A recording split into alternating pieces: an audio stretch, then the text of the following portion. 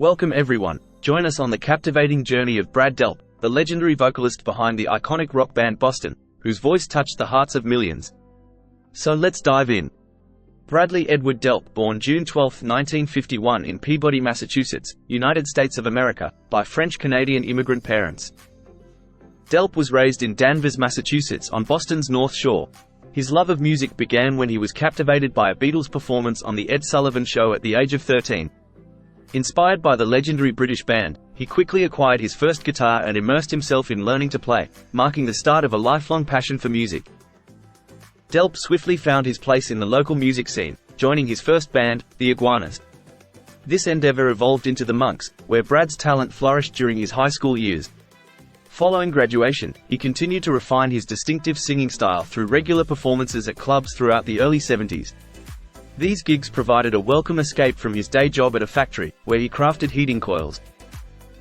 In a stroke of fate, Barry Goudreau, another musician from the North Shore, introduced Delp to Tom Scholz. At the time, Scholz was seeking a vocalist to finalize some demo recordings in his basement studio.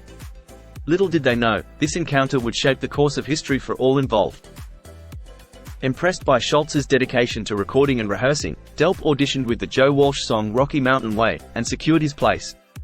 This led to the formation of the short-lived band Mother's Milk from 1973 to 1974, an early incarnation of Boston, which featured Delp and Goudreau among its members.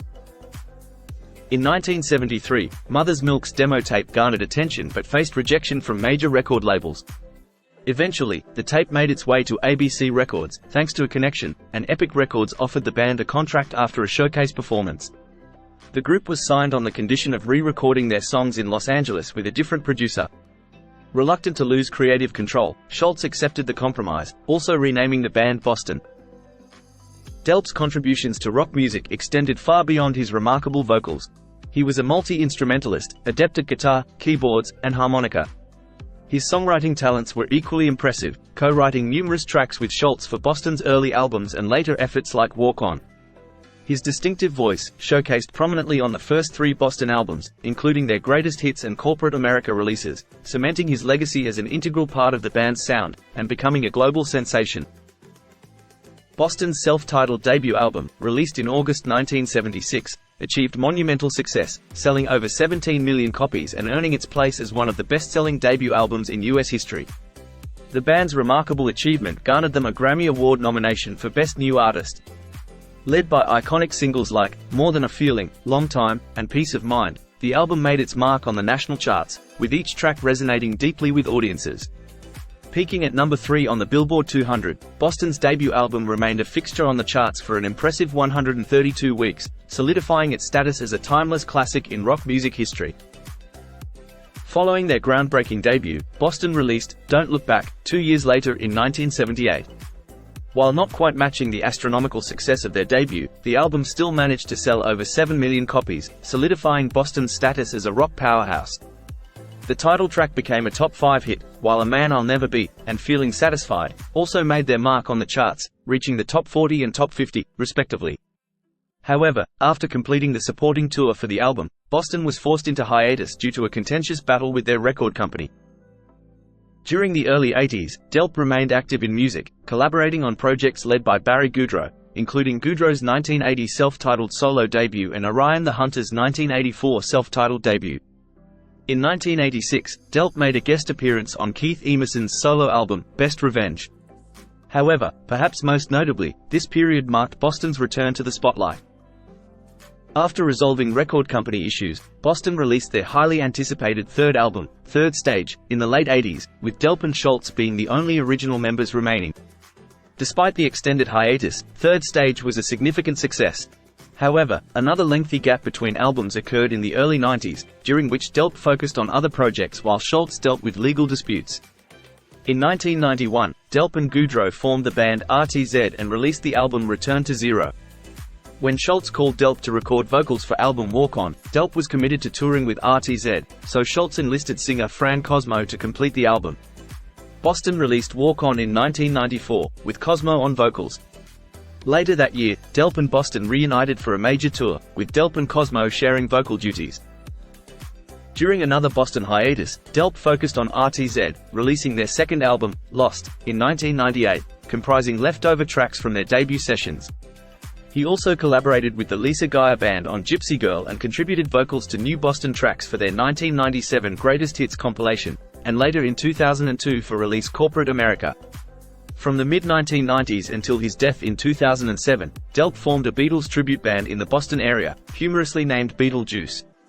During this period, Delp also collaborated with former Boston bandmate Barry Goudreau, co-writing and recording material together. In 2003, they released the CD Delp and Goudreau. On October 16, 2007, several months following Delp's passing, Barry Goudreau released a poignant tribute featuring Delp's vocals titled Rockin' Away. Co-written by Delp and Goudreau and recorded in mid-2006, the song serves as an autobiographical reflection of Delp's illustrious musical journey.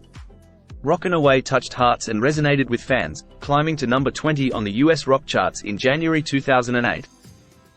Personally, Delp lived his life in a different manner. He was often referred to as the nicest guy in rock and roll. Most that ever encountered him would agree that the moniker fit this atypical rock star.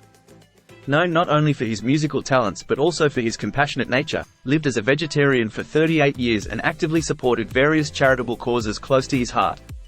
Throughout his life, he experienced both the joys and challenges of relationships, being married and divorced twice. He had 2 children, daughter Jenna and son John Michael, from his second marriage to Mickey, who was once a flight attendant on tour with Boston.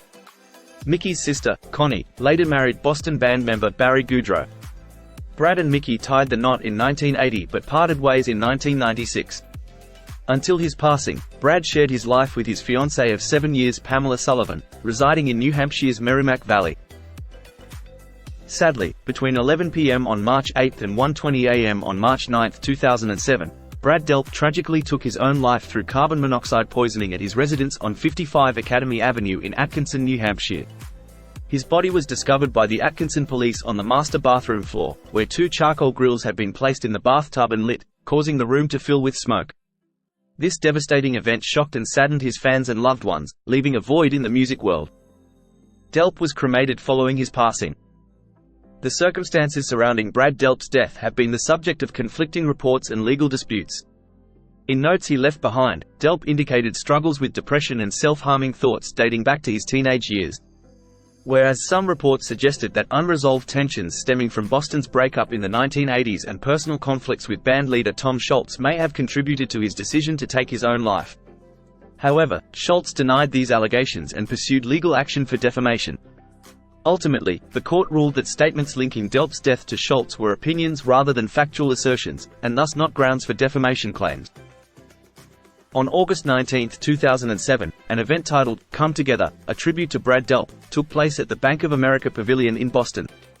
This concert served as a heartfelt tribute to the late Brad Delp, bringing together musicians, friends, and fans to celebrate his life and musical legacy.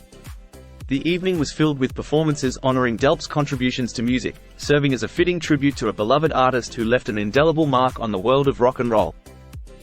And there you have it. As we bid farewell to Brad Delp, we honor his legacy as a trailblazer in the realm of rock music. Though his time with us was cut short, his music continues to inspire listeners worldwide, ensuring that his memory will endure for generations to come and never be forgotten. Thanks for watching. Like and subscribe for more videos just like this. Take care and bye for now.